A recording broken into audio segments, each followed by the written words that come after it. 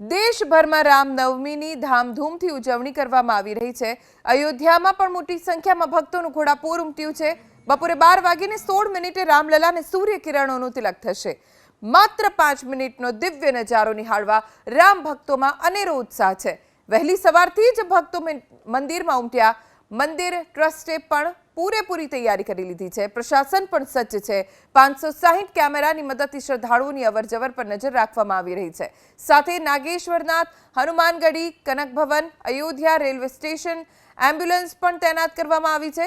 તો આ તરફ સરયુ નદી કિનારે પણ પોલીસ જવાનો તૈનાત છે।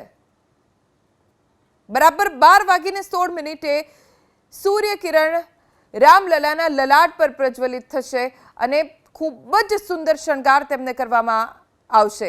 એ 5 મિનિટનો નજારો પણ સુવર્ણમય હશે, કારણ કે રામલલાના શણગાર પણ સુવર્ણમય ઘરેણાથી કરવામાં આવશે।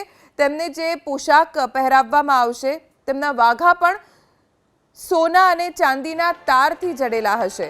તેમના ધનુષ ઉપર પણ સોનેરી રંગ લગાડવામાં આવ્યો છે અને અત્યંત મનોહર લાગશે જે સમયે સૂર્ય કિરણ એ રામલલાના લલાટ પર આવશે।